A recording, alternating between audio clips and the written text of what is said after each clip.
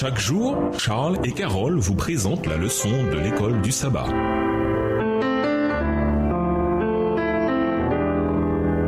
Bienvenue dans votre émission. Dieu nous parle. Nous voilà à la leçon de mercredi. Le jugement pendant les 1000 ans. Lisons Apocalypse 20, les versets 4 à 6. Que font les justes pendant les 1000 ans et pourquoi est-ce important? Apocalypse 20, les versets 4 à 6. Et je vis des trônes et à ceux qui s'y assirent fut donné le pouvoir de juger. Et je vis les âmes de ceux qui avaient été décapités à cause du témoignage de Jésus et à cause de la parole de Dieu, et de ceux qui n'avaient pas adoré la bête ni son image et qui n'avaient pas reçu la marque sur leur front et sur leurs mains. Ils revinrent à la vie et ils régnèrent avec Christ pendant 1000 ans. Les autres morts ne revinrent point à la vie jusqu'à ce que les 1000 ans fussent accomplis. C'est la première résurrection. Heureux et saints ceux qui ont part à la première résurrection. La seconde mort n'a point de pouvoir sur eux, mais ils seront sacrificateurs de Dieu et de Christ et ils régneront avec lui pendant 1000 ans. Pendant les 1000 ans, les justes ont l'occasion d'observer par eux-mêmes la justice et l'amour de Dieu dans sa manière de gérer le problème du péché. Qui n'a pas de questions à poser à Dieu? Eh bien, pendant ces 1000 ans, au ciel, les rachetés auront l'occasion de les poser. Si un de leurs proches est absent, les rachetés auront l'occasion de saisir pleinement les décisions de Dieu. Sous un nouveau jour, avec plus d'intensité que jamais, les rachetés comprendront les tentatives mises en œuvre par Dieu pour sauver chaque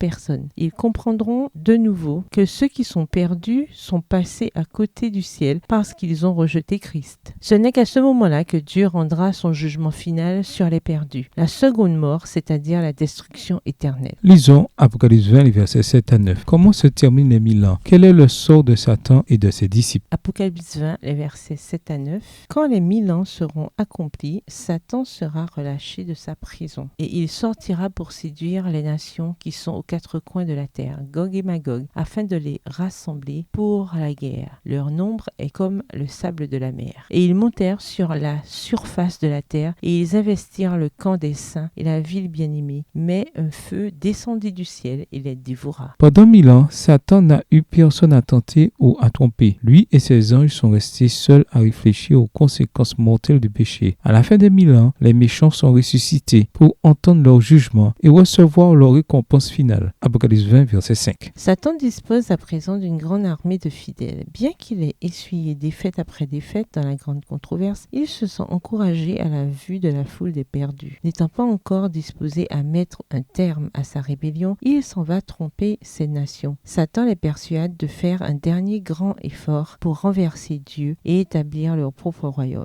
L'expression Gog et Magog est utilisée comme symbole de Satan et des perdus de toute l'histoire de l'humanité. Satan et ses fidèles encerclent le camp des saints et la ville bien-aimée. Apocalypse 20, le verset 9. À la fin des 1000 ans, non seulement les méchants sont tous ressuscités, mais la ville sainte, la nouvelle Jérusalem, descend du ciel sur la terre. Apocalypse 21, le verset 2. Les saints ont vécu et régné avec Christ dans la nouvelle Jérusalem pendant les 1000 ans. Maintenant, à la fin de ces 1000 ans, la ville descend sur terre avec Dieu, Jésus, les anges et tous les rachetés. Tous sont présents pour la bataille finale de la grande controverse. Le péché est sur le point d'être éradiqué une bonne fois pour toutes. Que révèle la chronologie du jugement final sur le caractère de Dieu? Au revoir. Et à demain si Dieu veut.